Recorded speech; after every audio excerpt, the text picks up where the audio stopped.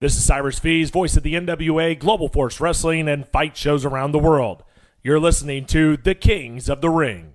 Previously on Kings of the Ring, Michael Angel told his father about Julian's offer to come to New York, and Bert promptly kicked him out of All South and out of his life. And just as the Tarzan Kid was making his pitch for the top spot in Empire, Michael Angel, Corporal Punishment, and Killian Cavanaugh showed up, making the locker room that much more crowded with top draws. And finally, Charlie Gotch was driven to the brink by his war with Julian, suffering a panic attack that affected him to the extent that he thought he was having a fatal heart attack. With the stakes elevated, Charlie played the loyalty card and enlisted the services of one of his most prized students, who also happens to be the Empire champion, as he was explicitly instructed to double-cross Thor in their match and break his leg. Today's episode would be rated MA for profanity and graphic descriptions of disturbing violence. The part of Michael Angel will now be played by Cyrus Fees. Ladies and gentlemen, welcome to the Kings of the Ring. Charlie Gotch's wrestling camp, Elkhorn, Wisconsin, Gotch Family Farms. The year is 1975. The winter air makes the ropes extra tight in the wrestling ring this afternoon, as another grueling training session is on. Charlie Gotch is in the ring, wearing a sweatshirt, a beanie hat, a towel around his neck, and a whistle. Inside the ring and at ringside, there are various wrestlers paired off. A young Donnie Gold, with a short brown flat-top haircut to look like Crusher Krawcheck, is paired up with someone who looks like a Hell's Angel biker gang member. Also in the ring is Prince Abdullah Akbar, but with a full head of thick black hair and a whistle around his neck as well. A young Thor Hansen, also with a Crusher Krawcheck-inspired flat top, is sitting on an outside chair. In front of him is Dan Sanders, who ignores Hansen and the other trainees, as he's back visiting on a day off, but just to observe, not to train anyone anymore. Abdullah is leading. All right, again. All of the wrestlers paired up, wrapping and intertwining their arms around each other's arms and necks, in the classic collar and elbow lockup. In the ring, the biker locks up with Donnie quite sloppily, gets frustrated, pulls his arm away, and punches Donnie with full force right in the gut. Donnie's gigantic belly ripples as Donnie bowls over. What are you doing? And out of breath, Donnie asks. Again. Donnie locks up and he lets the biker back him into the corner. The biker pulls away for a moment and punches Donnie square in the eye. Donnie bends down, holding his face. He recovers for a moment, then shoves the biker, who clumsily falls back into the ropes. The biker comes back immediately and swings at Donnie, but is held back by the others, and they're separated. All right, enough. If you potatoes me one more time, swear to God, Charlie. Charlie waves off Donnie and approaches the biker. Yeah, you're a strong one, ain't you, Tiger? Been watching you all day. You keep stiffing my boys. I'm not stuffing anybody. I've been punching guys, 'cause that's what I do in a fight. But we're teaching you to be a wrestler, not a fighter. Well, I ain't doing any of that fake shit. Okay. Abby, you come work with our biker friend here. Just these two, everyone. Everybody watch, and we'll show you the proper way to handle this. Charlie gives Abdullah a nod. They lock up. Abdullah, only a few years removed from the Olympics, maneuvers him with ease. The biker, frustrated, goes to deck him. Abby catches his arm in mid-motion, grabs and twists it judo style, sending the biker flipping to the mat on his back. Abby stands above him and holds his feet so his legs are up in the air. He holds the biker's right foot and jumps up in the air and falls with his knee aimed right at the inside of the biker's knee. And as he falls, yanks his foot up with all of his might. And the sound this man's leg made when Abdullah broke it sounded like splitting a 2x4 with a sledgehammer. The blood-curdling scream froze everyone in horror as the biker's leg was now pointed in a completely different direction from the rest of his body. He quivered in shock with tears streaming down his face as some of the young wrestlers were bent over, heaving at the gruesome sight before them. Eric Hansen walked straight out the door, wanting nothing to do with wrestling. It would take him a full year to muster up the guts to come back. Dan, call the ambulance. Charlie stands over the biker. Is that fake enough for you, tough guy?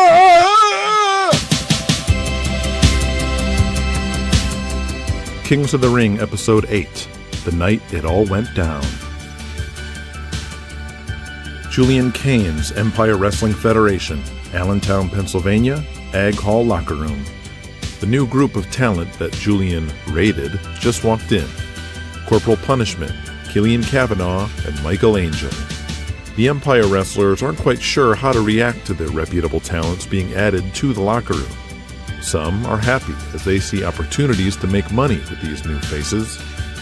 Others unhappy, feeling that's less money and fewer spots to go around. But oddly enough, no one is more surprised than the newcomers themselves, as they all thought they were the only ones who made the jump. Killian Cavanaugh turns around and just notices Corporal Punishment. Fucking Jerry, what the fuck are you doing here? We've been working shows all week. Why didn't you tell me, you kayfabing fucker? Hey brother, you kayfabe me too. Julian said to keep it to myself, so I did. They laugh and shake hands. Michael Angel, unsure of himself in this new environment, looks around the locker room when he notices the door open and the last person he expected to see enters the room. Bad Leroy Brown. Leroy looks happier than ever, shaking everyone's hand. He turns and notices Michael. Leroy stops his conversation and walks straight to him. Did his father send Leroy after him? But Leroy approaches with his hand extended. Leroy, what are you doing here? Michael, you know I owe your old man everything. But let me shoot here. Your daddy treated me and talked to me like a goddamn slave. And when Julian came to me after his daddy's funeral, I jumped at the chance. The no-show in All South tonight was part of the deal we made. You dig? Michael immediately relaxes and feels kinship with his longtime friend and mentor who made the jump just like him to get out from underneath Bert Ironside. I get it, Leroy. You don't have to explain nothing to me. I know how he was with you. Well, forget about me. What the fuck are you doing here, Michael? You skipped the old man's show? No, I couldn't no-show, so I told Daddy about Julian's offer. And he fired me. Fired his own son. Damn! The jovial Leroy Brown sets his bag down and asks Sal Spinelli. Brother, I know this is my first day in Empire and all, but where are all the blowjobs? Hey, Leroy, we pay you money to wrestle. You get your own fucking rats. No, man, the blowjobs, the young girls, and the crowd. Nothing but dudes and old ladies out there buying tickets. Hey, they're honest, loyal fans. Well, you lucky you brought this boy in. Leroy puts his arm around Michael Angel's hulking bodybuilder physique. Down south, this boy sells out every arena he works, every single night, and most of them is a young pussy. Every chick wants this boy's dick. Leroy laughs as he playfully grabs Michael's package. Oh, come on now, Leroy. Michael shyly laughs it off as he pushes him away. The real meaning of what Leroy's talking about resonates with several in the locker room, in particular the Tarzan Kid, who sizes up Michael and suddenly feels he's lucky if he's third on the babyface totem pole now. Is this everybody, Louis? He's not here yet, but Julian tells me he has one more ace in the hole. Interesting. Nigel Davies, Les Henderson, and Bob Walker's Southeast Championship Wrestling, Augusta, Georgia, Richmond County Civic Center. All right, listen up, everybody. Yes, it's true. Killian Cavanaugh was supposed to start tonight. He no-showed us. Oh, shit. And earlier tonight, we found out that Leroy Brown and Michael Angel no-showed Bert's show in Bossier, Louisiana. Oh, no, really? Oh, no. And I just got confirmation that every one of those sons of bitches are in Allentown, Pennsylvania as we speak, taping TV for Julian Kane's motherfucking Empire State Wrestling Federation. It has become clear that this is not just a border war between Charlie Gotch and Julian Kane fighting over Thor Hansen.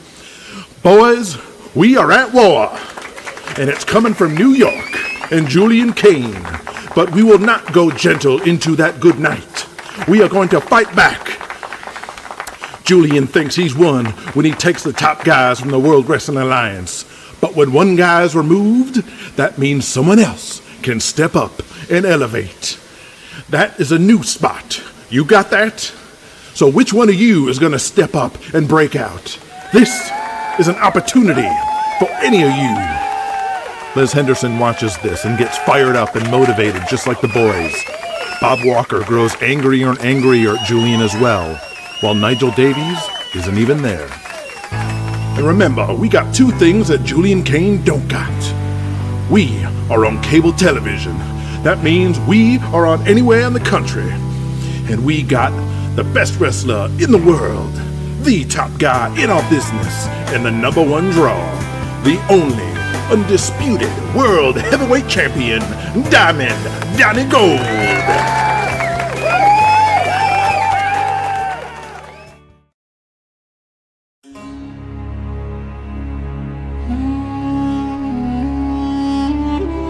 Iran, the Turkish border. Iranian soldiers with guns pointed. A woman holds a baby in her arms and clutches the hand of another small girl. The soldier grabs the hand of the woman, pulling her away. Abdullah Akbar pleads with her and reaches out. She reaches out for him and he grabs her, but his hand passes through her arm like water, and she screams. He calls out to his children, who literally melt before his very eyes.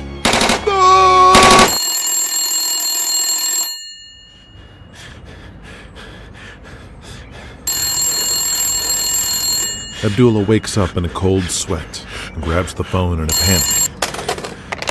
It's his wife. They speak in their native Farsi tongue. My love, you must get us out of here. Yes, my heart of hearts. Everything is going as planned. Charlie spoke to Senator Friend yesterday.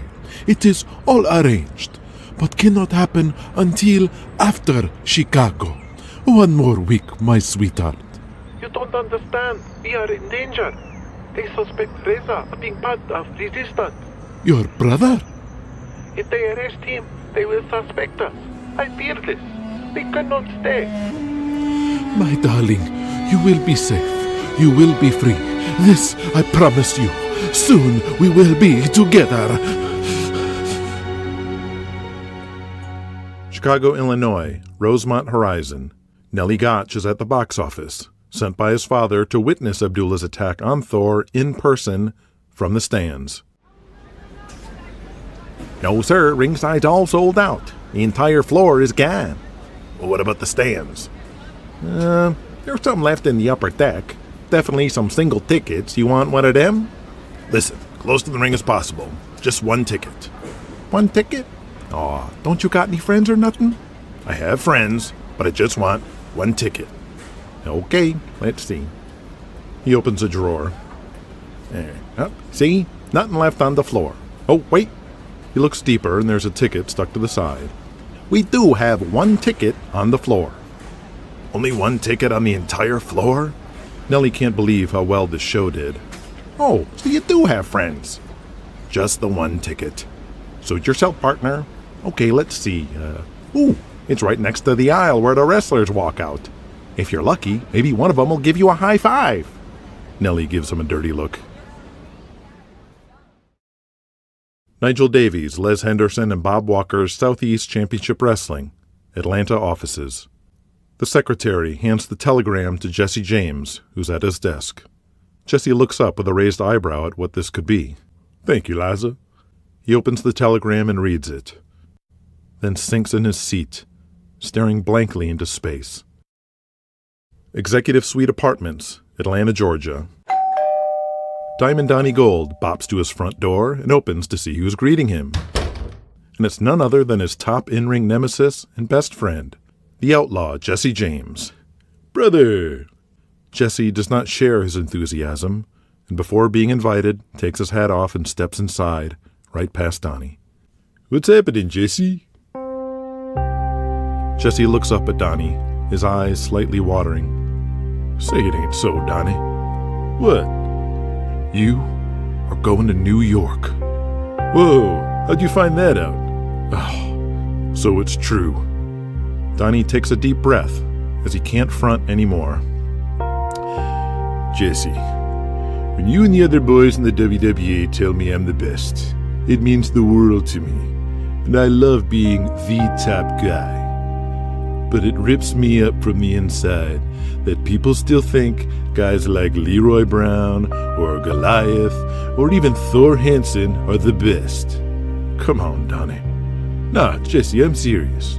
Julian Kane has plans for Empire, and I believe he can pull it off. And with me on top, I know this will happen. I know I'm the best. And now the world will know it. Donnie, we know it. And every fan that sees you in that ring knows it. But that's not everybody. Julian's made me see there's more that don't know me than do know me. And if I'm not a part of this, I fade away. With Julian, I can be more than just a top draw. I can be a celebrity. I need to do this. You were gonna no-show me tonight? I'm sorry, Jesse. You're my brother. But this is what Julian wanted. It'll get me that much more over if I do. And you were gonna take the world title belt with you? It immediately legitimizes me and the world title belt if I go there as champion. If I beat Abdullah, that makes me the undisputed world heavyweight champion. And what about the belt? It makes the belt the #1 belt in the world. This helps. Come on, Donnie. You take that belt to New York and you kill the World Wrestling Alliance.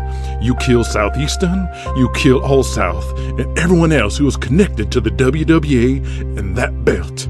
Just crown a new champ while I represent the WWE in Empire. Is that the kind of horseshit Julian sold you on? The WWE World title has remained unbroken in 79 years.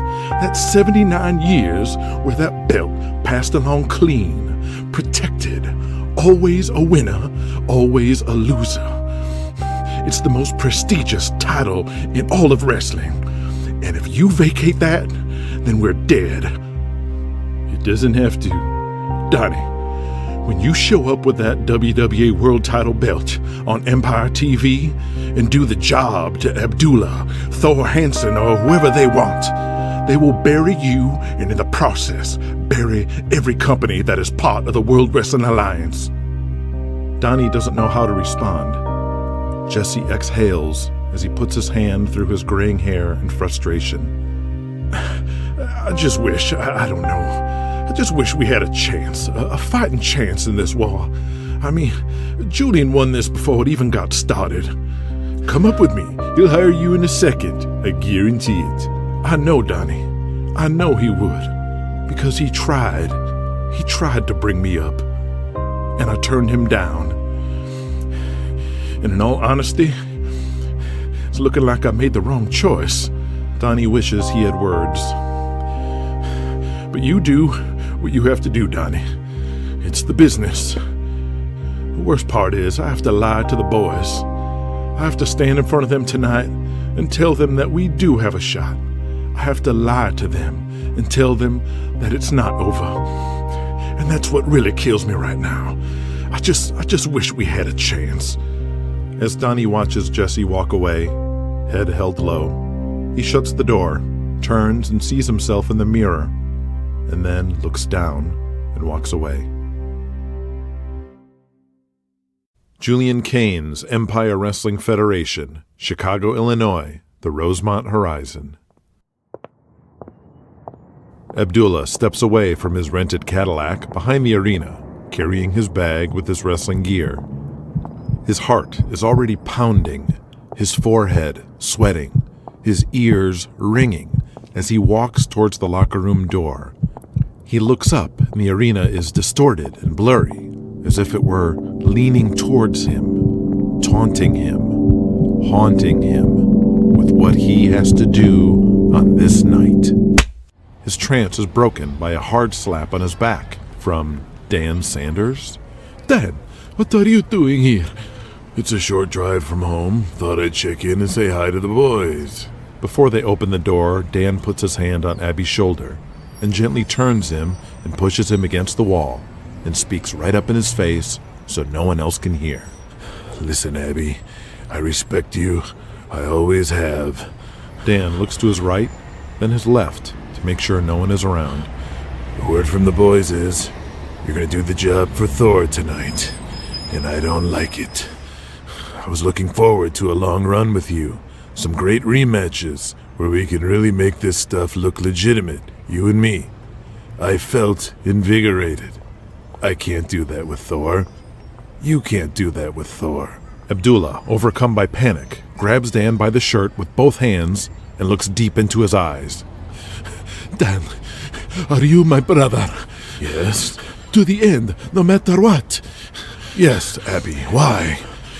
If things go crazy out there, in the ring with Thor, if things change, do you have my back? Dan stands bug-eyed, thinking on Abdullah's words. And then he realizes what he's saying, and a huge, crazy-eyed grin forms on Dan's face. Absolutely, my brother. You can count on me. And I know if shit goes down, there'll be others that'll have your back too. Trust me. Dan opens to go inside and holds the door for Abby. I'll be in 1 minute. I forgot something from the car. Dan shoots one last thumbs up before going back into the arena. Abdullah leans a hand against the closed door, bends over, and throws up.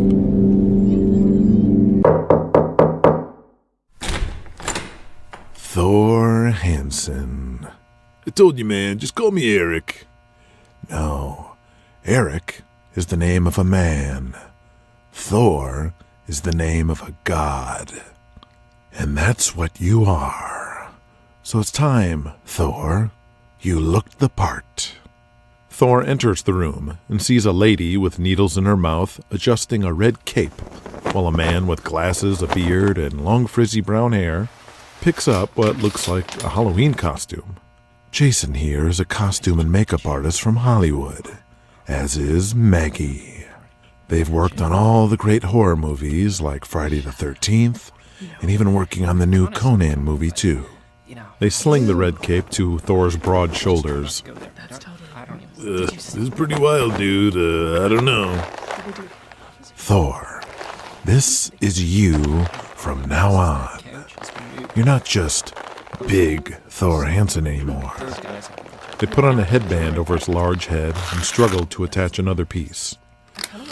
You are going to represent goodness, power, and patriotism. Whoa, corporal punishment's here now. That's his gimmick. Thor, I'm going to give you some key advice right now. The first of many words of wisdom I'm going to hand to you. You want to succeed in this business, don't you? Well, yeah.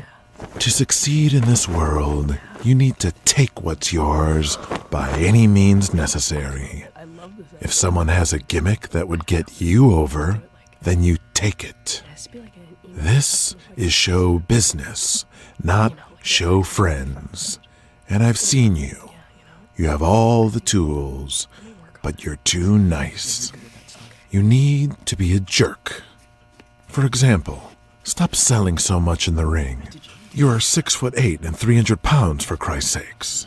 I'm only 6'6" and about 275. There you go again. Thor, you need to embrace your role as the top guy. As the world champion of not only Empire, but the entire sport. Julian turns Thor to face the body-length mirror. Standing behind Thor, he looks into his eyes in the mirror. Tonight, everything changes, and you are going to rule the world. Charlie Gotch held you back, not me. I am unleashing you on the world, which is yours to rule, if you take it. You are a living, breathing superhero. You are the fucking god of thunder.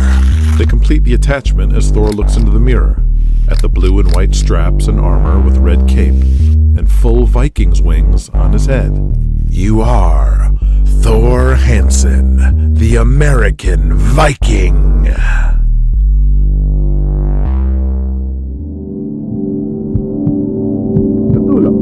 Abdullah, come! Abdullah Akbar walks over, his ears ringing. His body feels cold and numb. Thor is standing in his new warrior costume, Julian in his usual custom-made suit, while Louis the Greek puts his hand on his shoulder. Are you sick? You have fever? Can you work? Of course he can. Tonight is the largest gate Empire has ever had outside of Madison Square Garden. Abdullah's no fool. If he wants the biggest payday of his career, he'll work the damn match, sick or not. Abdullah nods without saying a word. Gentlemen, tonight is the night where Empire breaks through. We are a handful of tickets from an official sellout. We have outdrawn American Midwest Wrestling head-to-head in their biggest town. We won. But that's only the beginning. After much discussion and debate, the decision was made for Thor Hansen to go over tonight. The Greek and Sal give each other a look, as there never was any debate. Julian never gave them a chance to. No more 60-minute Broadways putting fans to sleep. The people need it quick. They need it now. Thor goes over in 6 minutes. 6 minutes? For a world title? Yes, Louis. We are not only ushering in a new era for Empire, we are making a statement on the difference between Empire Wrestling and the good old wrestling from the South. And this match will be the first thing many people will see when they turn on Empire TV. 6 minutes. Abdullah looks up at Thor and doesn't realize he's staring. Heavy.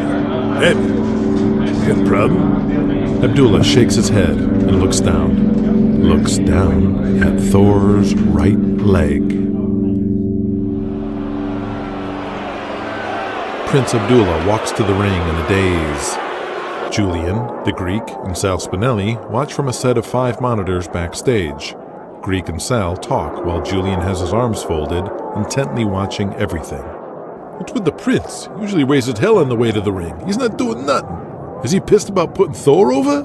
Nah, he has too much love for the business. He never complained about doing job. And if he did, he would have said something to me. And Julian, I hate to say it, but you're right. Adding more crowd shots really does make a difference on the visuals. Huh, who's that? Nothing. What? I thought I saw someone look familiar, but it couldn't be. I must have been seeing things. Who did you see? I thought I saw Nellie Gotch. Julian's concentration is broken and his eyes dart to Sal. He grabs a headset and holds it up to his ear. Camera number 2, scan ringside. The 3 of them stare at the number 2 monitor as it pans through the various fans at ringside. Yeah, like I said, I'm just seeing things. The excitement, the emotion of the night. I'm overcome. Stop. Go back. The view moves left again, and sure enough, sitting around 10 rows from the back is none other than Charlie Gotch's son, Nellie Gotch. Thor is dominating the EWF champion, tossing Abdullah around like a rag doll, choking him with his own keffiyeh headscarf. What in the fuck is he doing here? And more importantly, why does he have that shit-eating grin on his face? Sal and Louis look at each other. Quickly, someone remind me of their history. Nellie is Charlie's son. So what? Charlie trained Abdullah. He was his top trainer later on. Yes, he was his enforcer. Very close, very... The Greek pauses as the pieces fall into place. Very loyal. The 3 of them realize what's really happening. We have to stop this match. We can't. This is Thor's big moment. Can we do it in New York? No, it has to be in Chicago. It has to be in the heart of America. The heart of AMW. Can't we just ring the bell or something when Thor puts on a submission to guarantee the finish? That would look like the shits. And Thor doesn't do any submission. He barely knows how to wrestle. Julian shoots Louis a dirty look. We cannot change anything. This is the moment when Thor Hansen becomes the biggest star in the world. Julian puts the headset down and runs out. The match continues as planned. Thor dominates Abdullah with power, and Abby doesn't resist. He takes it all, letting Thor shine. Louis, if Julian lets this match play out and Abby shoots on Thor, can Thor handle himself? I don't know for sure, but I don't think so. If Julian lets that happen, is Empire fucked?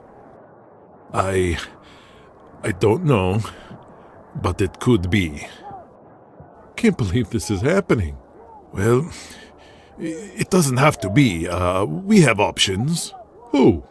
Michael Angel. I could tell he was Julian's number 2 choice. He could take the spot if we had to. What about Tarzan? He's your boy. Tonight is one-shot opportunity. If Abdullah double-cross us, he's not going to go down without a fight. Both Angel boys are tough as fighters as anyone in business. If we send Michael to the ring after the match to bump Abdullah to the floor, Michael is tough enough to make it happen. And then Michael Angel would be the top guy. I'll go get him. Sal heads to the locker room, and Louis stares at the monitor with arms folded, biting his right thumbnail. Abby, what are you doing? Thor charges Abdullah in the corner, who raises a curved boot, and Thor smashes his face into it, and Abdullah's first offensive move of the match. Nellie Gotch stands in the standing room only sea of Empire fans on the arena floor. Why are you here? Nellie turns to see Julian Kane right in his face. Oh, Julian, nice to see you. I just came to see Abdullah's match. We go way back, you know. He's practically my brother. So happy to see him in this big match, he says with a smug look on his face. The usual calm, cool, and collected Julian is becoming unhinged. He pulls Nellie up by the shirt. What are you planning? Tell me why you're here. Their faces inches apart. Just watch, Julian. The finish. It's always the best part. Julian hauls off and punches Nellie, who flies into the fans nearby, spilling beer everywhere. Julian runs to the aisle and strides towards the ring. A Rosemont Horizon security guard stops him. Julian throws his arms off and hurls him to the ground and goes to the timekeeper's table, grabs the hammer, and turns to face the ring. Abdullah has Thor headlocked and rakes his face on the top rope. Thor falls to one knee as he extends his arm to the fans for aid, just like Jesse James would always do. Abdullah knows in this short of a match, this will be the only offense he'll get before Thor makes his comeback and they go home. But he's panicking. It must be now. Abdullah grabs Thor by the head one more time and jabs him in the forehead with his thumb to look like he's sticking him in the eyeball. Thor falls to his back. Abdullah stands above him, holding his feet with his hands. Thor lays there, completely vulnerable, completely at Abdullah's mercy, helpless, just like that biker all those years ago, without any idea about what's about to happen and how his life will be forever changed. The bright lights of the ring haze his vision. Abdullah sees his wife, falling in love, their 2 daughters, and them growing up without him. And then he sees himself wrestling in the Olympics, representing his home country of Iran and the pride of winning for his people. Then he sees himself meeting Charlie Gotch, who introduced him to an entire new world. His loyalty to the man who gave him so much, the man who made him a professional wrestler. The times on the road, in the gym, at the bars, in the ring, with his brothers. The honor, the code, the brotherhood they share. The brotherhood. Thor's right knee. Now. Break his fucking leg. He can't. Abby, wake up. He holds Thor's right foot, then spins his right leg around Thor to apply a figure 4 leg lock. Thor shoves him off with his other foot. Abdullah is completely ethereal at this point, like an out-of-body experience, as Thor blasts him with punch after punch before nailing him with a big clothesline and covers him. 1, 2, 3. Thor tosses Abby to the floor like an old bag of laundry. Over 17,000 fans cheer wildly as Abdullah walks down the aisle, head hung low, with all attention on the man in the ring. All except one man, Nelly Gotch, who leans into the aisle with a fresh trickle of blood smeared across his lower lip. As Abdullah walks by, he sees Nelly. We had a deal. You can kiss your family goodbye. Abdullah is curled up in the hallway, head in his hands, crying. Well, get up. Louis lifts Abdullah up and pushes him against the wall. I know, Abdullah. I know. How much? How much did he pay you? Nothing. Nothing. Don't lie to me, Abdullah. Nelly was here in the building. I don't know what went wrong, but we know what was supposed to happen. I couldn't do it, Louis. I could not. Thor Hansen, he is my brother. Everyone who stepped into that ring with me is my brother. This business give me so much. How much money did Charlie Gotch pay you? No money. I speak truth. He offered my family. He offered to bring my wife and my daughters here from Iran. Full citizenship. Everything. Everything. Louis exhales and pulls Abby's head into his shoulder, realizing what he sacrificed. Abby. Oh, Abby. Julian will take care of you for your loyalty to the business, for your loyalty to him. A red-hot Thor Hansen bathed in sweat and adrenaline and the giant EWF title belt in his hands. Jesus Christ, Abdullah, what the fuck you doing to me out there? Freezing up out there, making my match look bad, making me look bad? He doesn't even notice the tears across Abby's face in his embrace with Louis. Don't you ever pull that shit like that with me again, asshole. Now someone find a camera and start taking pictures with me in the belt. Get the champagne. The champ is here. Ha ha ha. Julian stomps his way in. He strides straight to Abdullah and sticks his finger right in his nose. As soon as Charlie said one word, you should have told him to go fuck himself. Julian, let me explain what he did. It's not what you think. You're fired. Now get the fuck out of my locker room. Julian, please. Abdullah, fuck off right now. Abby slinks away as Louis tries to defend him. Julian, he made the right choice. You think we can ever trust him again after this? He's fucking gone, Louis. Gone. Queens, New York. Queens Boulevard Apartments. Abdullah Akbar steps into his empty apartment. He drops his duffel bag of gear on the floor as the door swings shut. He takes a deep breath as he reaches for the phone.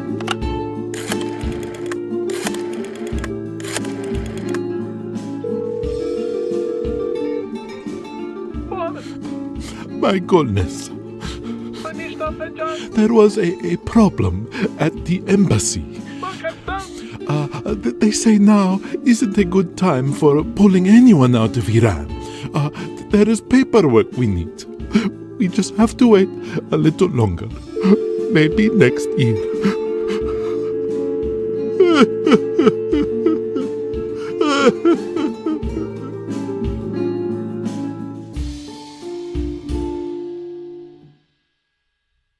Nigel Davies, Les Henderson, and Bob Walker's Southeast Championship Wrestling, Atlanta, Georgia, the Omni. Okay, settle down. All right, no bullshit. I'm gonna shoot straight with you boys. Donnie Gold ain't coming tonight. He's gone up to New York. Oh, no. What do you mean? I know, it gets worse. And he took the WWE belt with him. What? That's it? Jesse, what are we going to do? Crown a new champ? That title's never been vacated in 80 years. I know. It's been unbroken up to this point. But the show must go on. Now, I'm the booker, and Bob Walker is co-owner. So Bob's filling in for Donnie tonight. He and I will wrestle for the vacated title, and then we will move forward. What do you mean? Well, we have one of the old six-man title belts. We're going to use that for our world title until we get a proper world title belt made. That's it. We're finished. I know. Just listen. Just wait it out. You think I'm going to let you two wrestle for that piece of tin? Everyone turns around, and standing in the doorway is none other than Diamond Donnie Gold, with a belt over his shoulder. Donnie, what are you doing here? Listen, Jesse, I may be going up to New York, but I can't leave you high and dry. He sets his bag down and takes off his jacket. You've been chasing this belt all year long with no payoff. Let me give you that at least, and give you a fighting chance. Jesse can barely contain himself. He grabs Donnie's hand and raises it and faces the locker room. What do you say, boys? One last time. The outlaw Jesse James versus Diamond Donnie Gold for the World Heavyweight title. Woo! Yeah, now we're talking. Oh, yeah.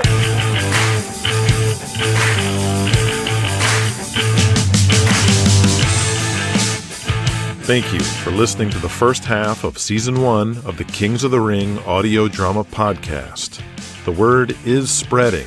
The daily download numbers show that, but we really need to take this up even higher. If you like this show, I'm going to ask a very special favor of you and give you all a little assignment. I'd like you to find one person, just one person, and get them to listen to this show. They can be an active wrestling fan or a former wrestling fan.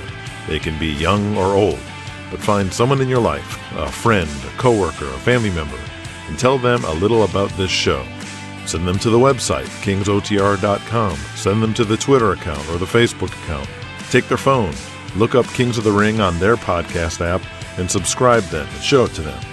Post a review on iTunes, or post something on your Twitter, on Facebook, in Reddit, or any other kind of wrestling fan forum. Just spread the word. Shows like this depend on word of mouth more than anything, face-to-face or on the internet. But we need to build the audience as big as possible so that Season 2 can happen. And I can't thank you enough for doing this, and for those who already have spread the word.